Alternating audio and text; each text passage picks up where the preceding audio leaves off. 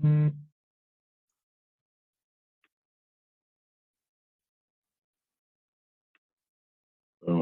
Okay. Um, so first off, thanks for hopping on. Yeah, I thanks was for asking me. I'm really excited. It's I was like worried because I sent you an email and I'm like, oh man, did he get it? Because I know I talked a month ago with you and then I didn't get a chat since then. So yeah, no, I'm glad we found the time. I'm excited just to catch up. tell us a little bit about yourself, kind of like your background, what you're doing now.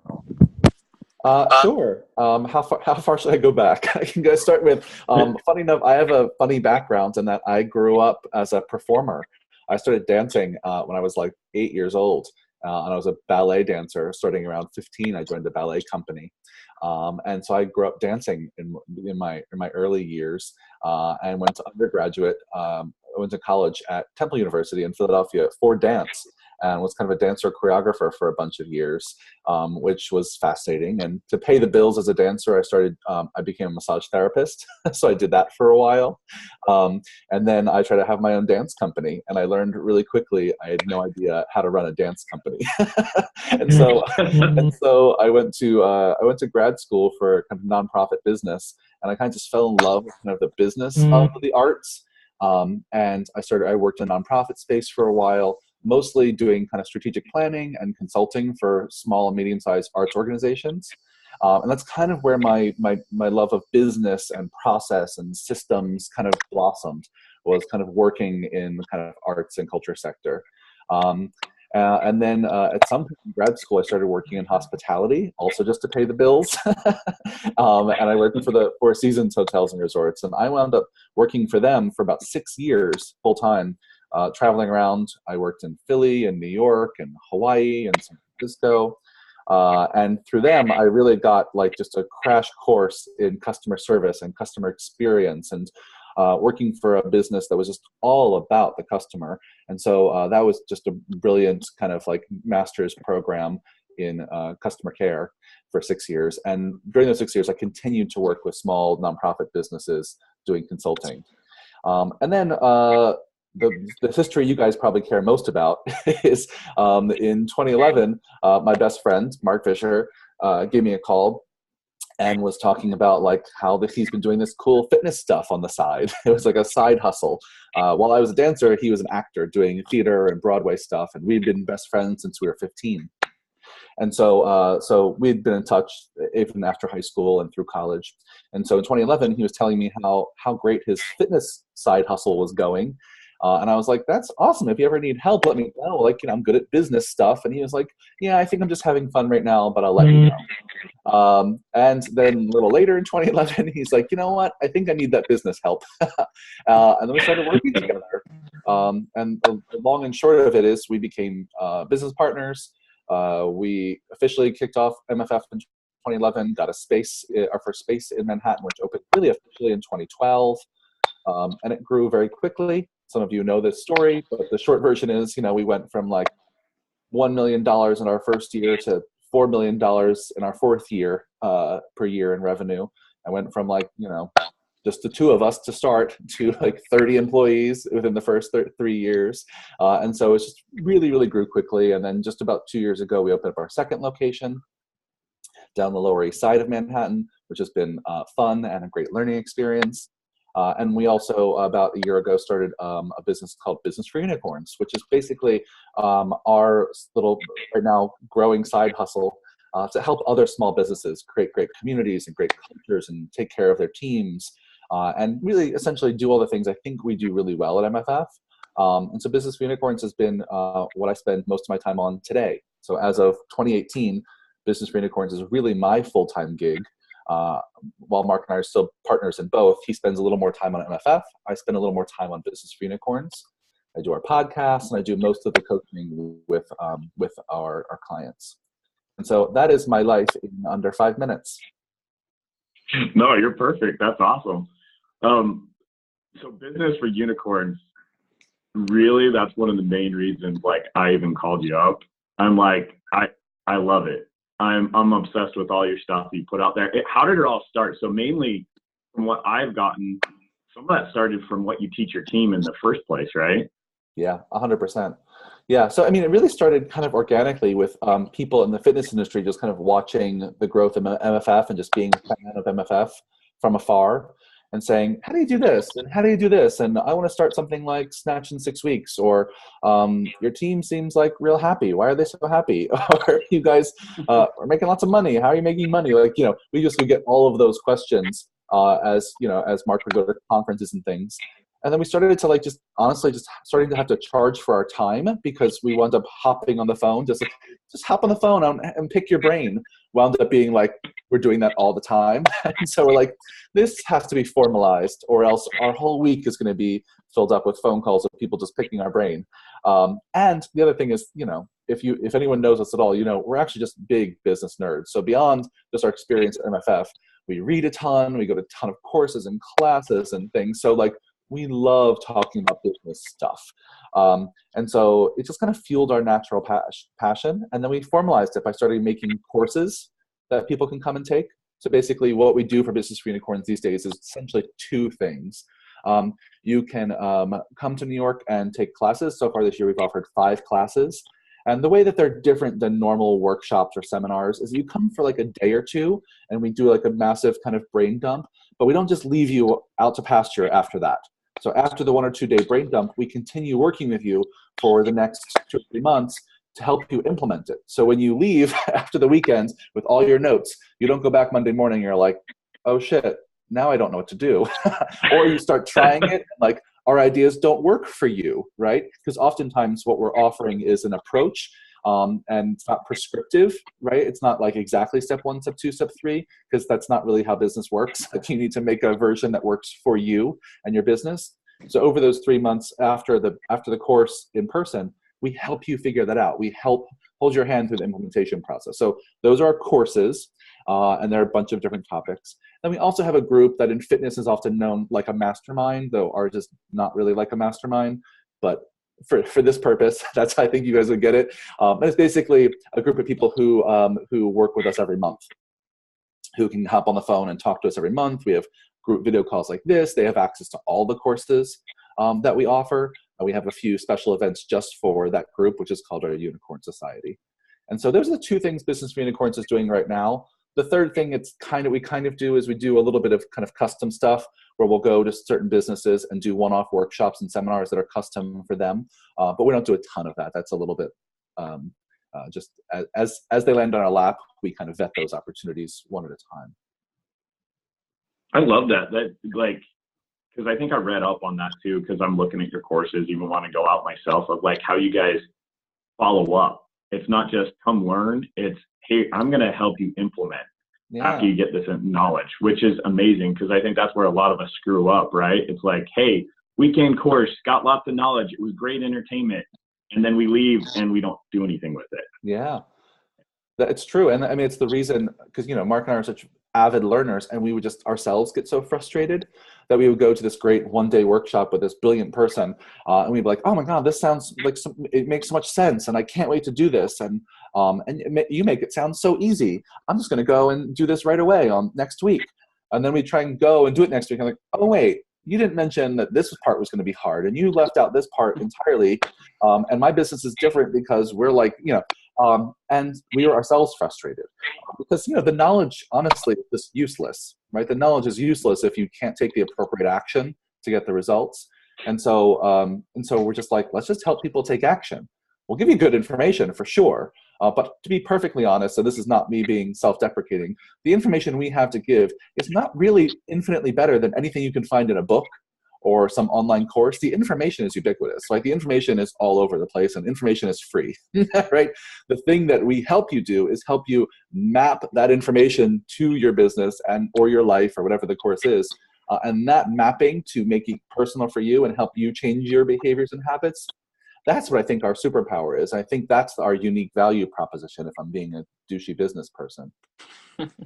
Yeah, you're making it more impactful instead of just like, hey, great knowledge. It's like, no, let's help you impact. So what's been your favorite one so far, Business for Unicorns? Like, I'm sure they're all of them. Obviously, you wouldn't teach it unless you loved it. But what do you feel like out of the courses you've taught so far, What's Yeah. the one that's most impactful just for a coach, not an owner, because we're a big box gym. And so like a lot of our guys are just coaches for us, right? They're running their own little business because you have to have clients, but they're not doing the other work that comes along with owning your box gym. So what do you think, like, out of that has been the most impactful for those guys? You know what? I'll say two, and for the purpose of not sounding salesy, because the one I think is best for coaches is actually coming up next, and that's going to sound like I'm trying to sell it, but it's honestly the right answer. But aside from that one, we do one once or twice a year called Time Ninja, which is basically personal productivity. Because one of the things I hear a lot from coaches is coaching schedules are hard, right? Oftentimes coaches are working in the morning, doing split shifts, have a break in the day, working more at night. And often coaches have like these extras, either a side hustle or they have extra responsibilities besides their time on the coaching floor.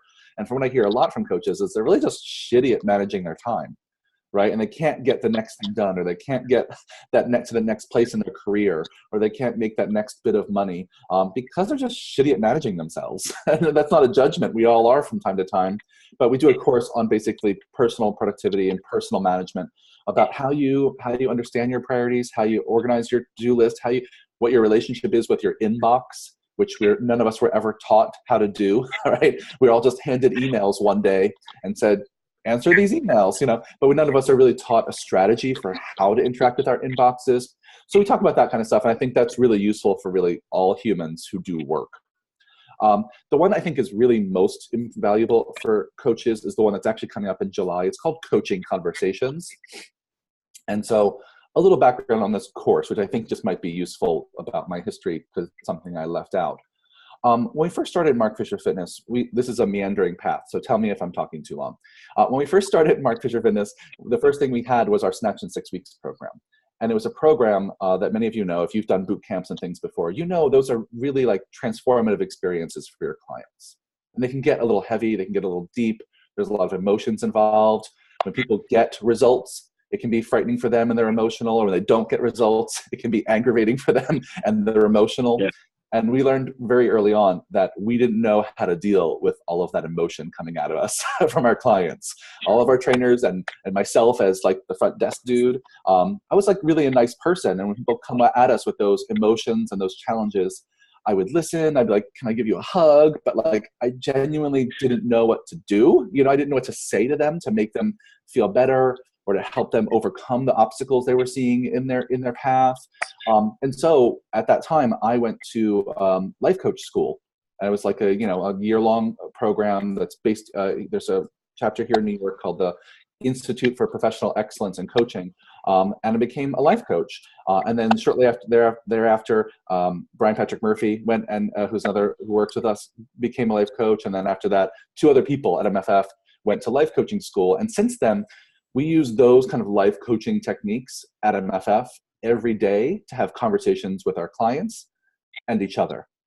And those life coaching skills, which I'm happy to talk a little bit about, I'm bundling into a weekend course called Coaching Conversations, which are how do you have meaningful conversations with people when tension is high, when the stakes are high, when emotions are high, and how do you yourself as a coach, and I mean coach in like the broadest sense of the word, right? As someone who is helping people along their journey, how do you stay in a place where you're still available to help them without getting pulled into the muck or pulled into the emotion or pulled into the stress yourself? And so that's really what this course is all about. And I'd say it has ripple effects into how you handle your relationships with your coworkers and how you handle, how you create a great customer experience for your clients. It's not just about handling people who are broken down emotional, right? It's about when people show up for your training session, it's like, cool, what do you want to work on today? Asking really good open-ended questions, understanding how are you feeling today, right? If we got one result out of today's session, what would it be, right? It's about having conversations with your clients that are about moving them forward in a positive way, removing obstacles, keeping options open. And there's a real art to that. There's a real way to practice having meaningful conversations with other humans. And honestly, I think we're losing our ability to do it as we bury ourselves further and further into our technological devices. Sorry, I told you it was a long. No, you're good. That was awesome. Well, and I mean, it kind of even ties in. We had Brett Bartholomew out here to talk to us about conscious coaching. And I mean, it's not all the same thing. You're talking a little bit different, but again, he's talking like personality types, the archetypes, right? And like how to have those conversations. Yes. And not just be a coach, but like you don't have a robot in front of you, right? You have a living human being, and yes. being able to actually like work with that. And so, no, I love that. We say all the time that, trainers are like, hairdressers and some of those professions that are also like amateur psychologists, right? People are coming to us like with their stuff all the time. And I think, I'm not encouraging us to pretend like we're psychologists, right? There's some stuff we should totally send someone to a therapist for. But in fact, many people there is a way for us to be useful when people have challenges and emotions around the work we do together. And so the things we work at in the course are just really, basic things that we just should be, every child should be taught in school, to be honest. Things like how to be a really great listener, how to ask really great open-ended questions, how to really understand body language, both of yourself and other people, understand how to organize and structure a conversation to keep it moving forward, how to help people see their limiting beliefs and blind spots, right? There's real discipline to these conversations that can be taught and learned and practiced, and we can get better at it. I think that's actually more important than, I mean, you can't be a crappy coach, right? You don't want to be a shit coach, but I'd rather you be an okay coach and own that than be an amazing coach and have no people skills, right? I agree. I agree. So I think that's amazing that you guys teach that. Yeah, I'm a little bit in the camp of, and I think Brian Patrick Murphy says this a lot too. Like because I'm not a fitness person, I'm not a trainer. Like I don't have any letters after my name related to training. And so my primary perspective on training, as long as your people are moving, they're having fun, and you're not hurting them, you're doing great as a trainer, right? Just make them move, make them not get hurt, and make them have a good time. So they come back and keep moving.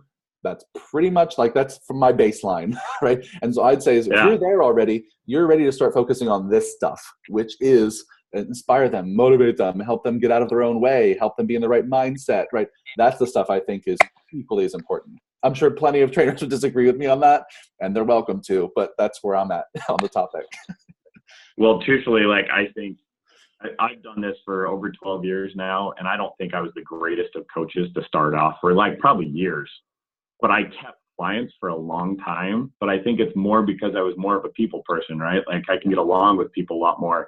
And that's like you said, I don't want to injure them. I want to get them to their goals, all that kind of stuff. But that's what kept them. And that's why you guys do so well at MMS too, because it's you guys create that culture that people want to come, right? It's not just that they're getting results, they want to come. Yeah. So kind of going off subject just a little, your Business for Unicorns podcast, which I love, by the way. How many episodes you guys on now? I think this past Monday, I released number 12, I think.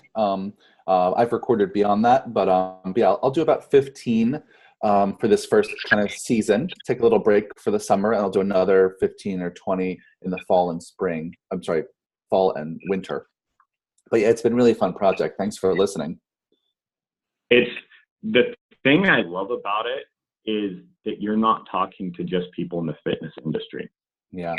And that is so different than most podcasts, right? That you're listening to for in my field, you're like, hey, next fitness person, doesn't matter if they own the business or there's a great coach or whatever they can give me. You're actually digging in on just business. Yeah. And who so far, was your guest that you feel was the most impactful to you a little bit right now? Yeah, that's a great question. Well, I'll just say a little bit about why I'm talking to non-fitness people, because there's a few reasons. One is, my background's not fitness, so I'm interested in business all across the board. So it's just a personal interest, number one.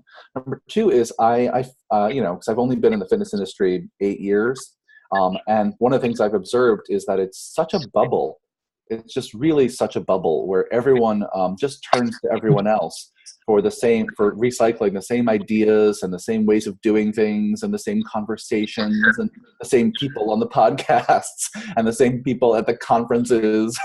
It's very, other industries are, to be fair, are like this as well. But I feel like fitness is particularly insular. And I've just learned so much from looking toward other businesses for how to run my business outside of the fitness industry. And I think this podcast is one way for me to encourage other people in the industry to look outside yourselves, because you can learn a ton from hotels. You can learn a ton from restaurants. You can learn a ton from all kinds of other businesses that are serving people the way we're serving people. So any service business, I think there is just ripe for getting inspiration and ideas. And I think that's been true. I get a lot of that feedback about the podcast, like you said, is that it's great to listen to other types of businesses and what they're doing because they're so interesting. And in fitness, I think if I just listen to just the same fitness conversations, we're all saying the same stuff. And many times, I've had fitness guests. It's not like I don't think they're doing great work, but oftentimes it sounds a lot like the same song over and over again. But in terms of my favorite guest, it's hard to pick. It's like picking children because many of them are also like my good friends, especially this first season. It's people who I'm close with.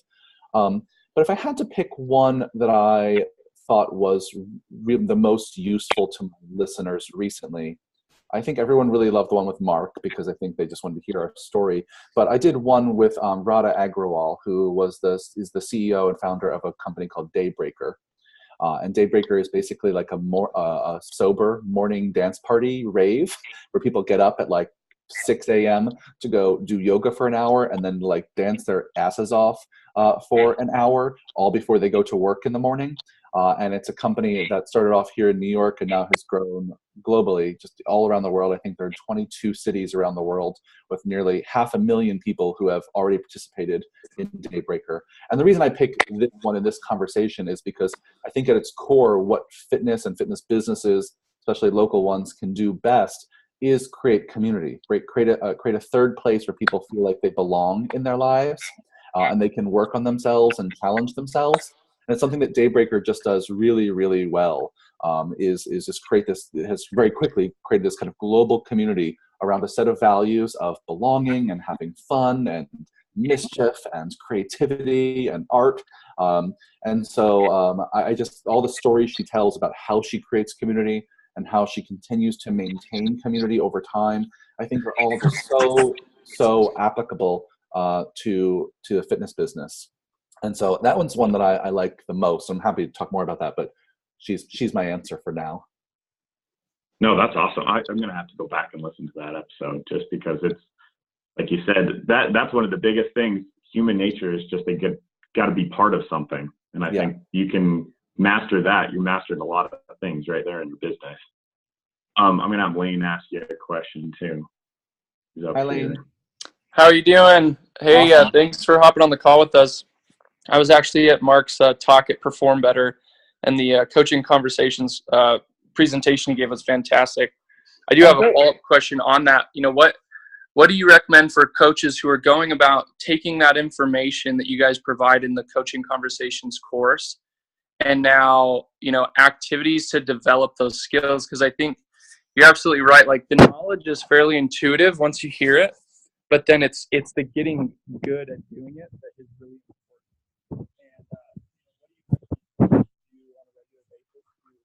I lost you there, Lane. Oh, sorry. You guys hear me now? Yeah. So what do you recommend coaches do on a regular basis to master that coaching conversations skill? Sure. To be fair, I don't remember what exactly Mark's taught you. I'm sure it was a snippet of our larger course, but given the fact that I'm guessing it was something around listening, is that what he did? Yeah, it was. He did empowering questions, power listening, and validating was kind of the main. Great. Okay, great. Part of it. Yeah. Awesome. So either if it's those skills or other conversational skills, I'm going to give a very simple, probably unsatisfying answer.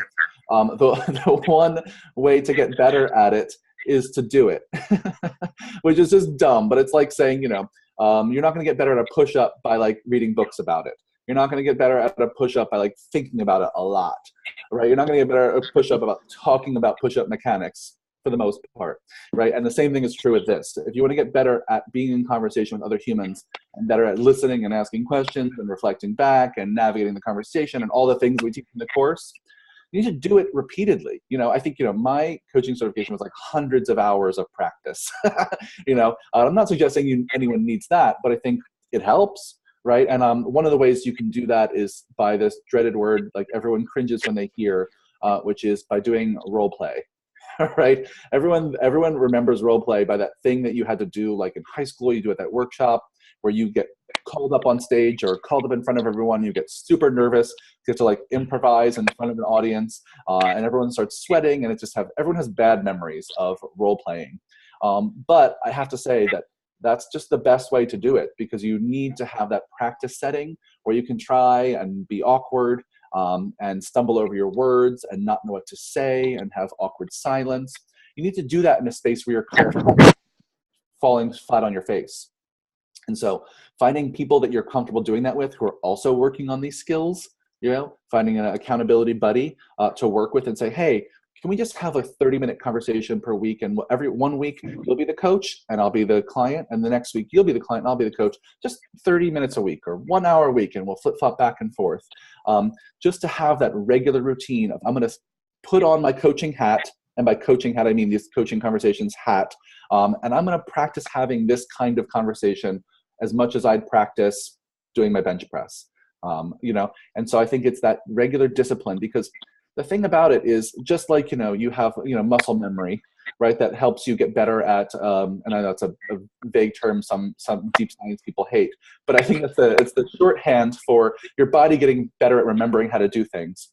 The same thing is true for getting better at listening, kind of full body attentive listening, getting better at understanding and acknowledging body language, getting better at knowing which words to say to ask the right questions, right? All of that is a learned thing that gets ingrained in your body and becomes more like second nature.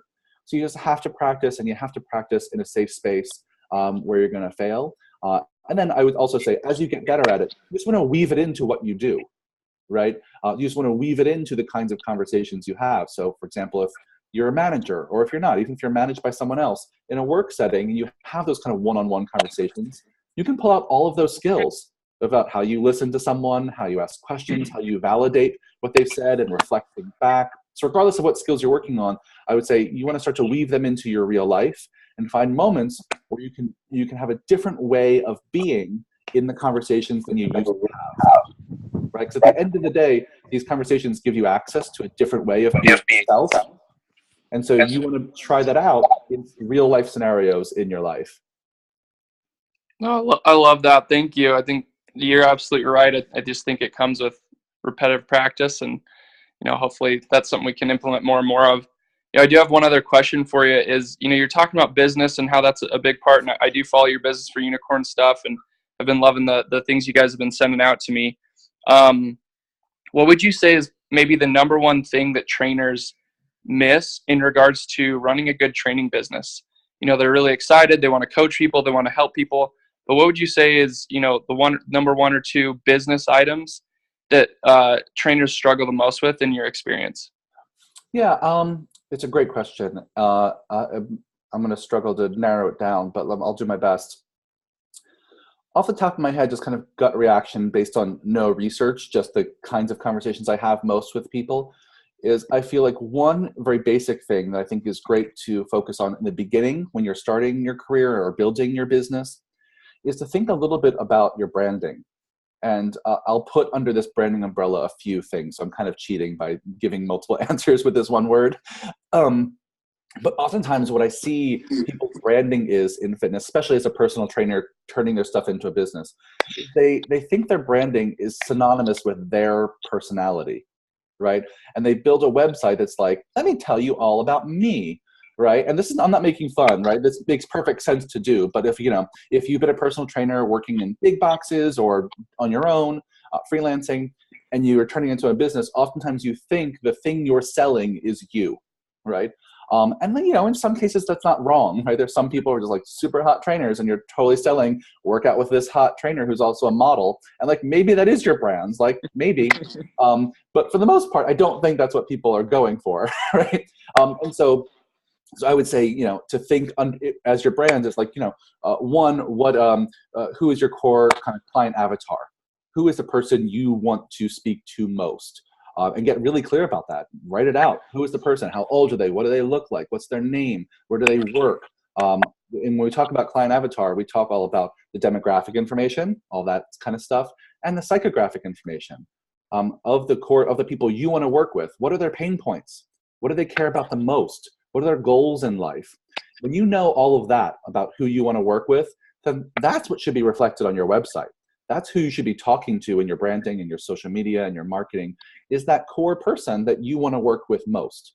And it's a simple exercise. You can just Google client avatar. There's 1,000,001 templates and exercises, but all of them are basically that idea of who do you want to work with?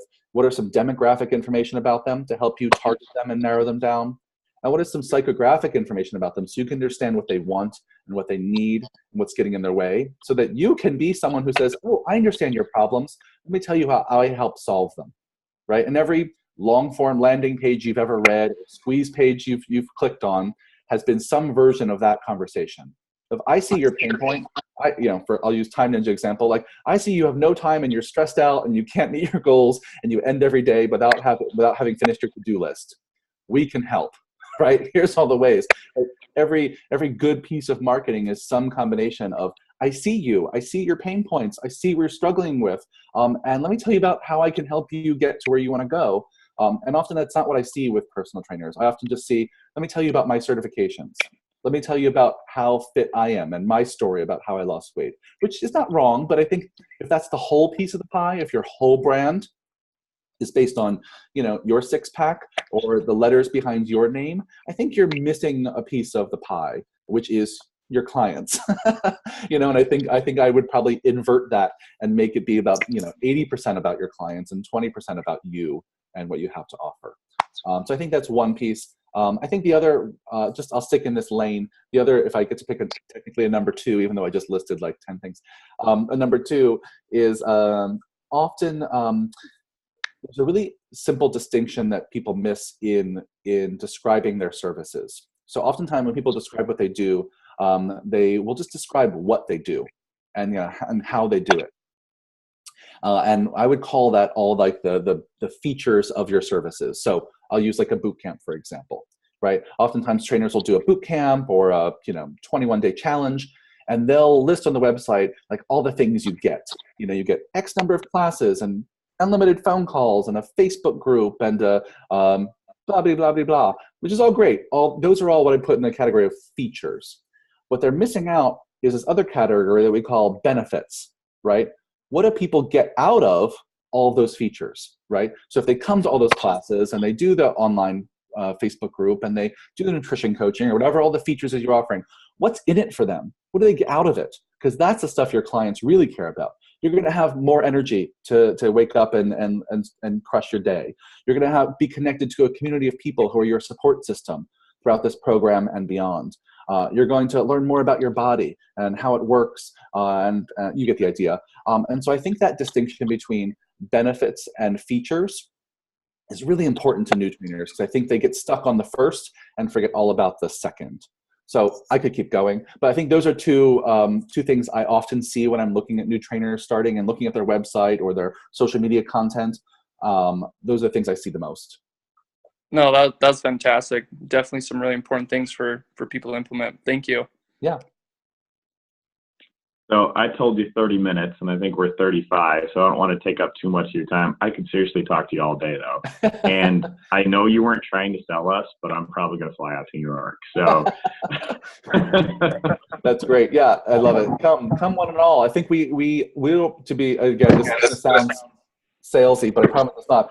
We've had a huge response to this course, and we're only in like our early bird period right now, but I think it will sell out by the end of this week. And so if you're interested, please go to the website. I would hate for anyone listening to be interested and then like just miss it because like, oh, it's not till July, but I think it's going to sell out before then. So, but come, and we're in the early bird period, so it'll be cheaper.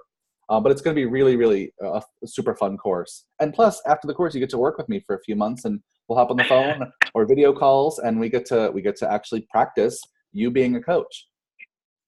That's the best part right there. Yeah. We're excited too because Mark's coming out in September to talk with us. So we'll have Mark, Dan, and a couple others come out and talk. So now I need you to come out too. Yeah, let me know. I'm happy to come. Maybe I'll just have you come out, then I don't have to fly to New York, and I can save some flights. Yeah, I mean, have you come to us. Yeah, if you assemble enough people, I'm there. Cool. Thank you so much again. I won't take too much more of your time, but I appreciate you jumping on the call. That was awesome. So thanks for all your insight and all your information. Hopefully we'll talk soon too. Awesome. Thanks for having me, guys. It's been really fun. So have an awesome day, and we'll talk soon. Thanks. Cool. Yeah. Bye. Thanks.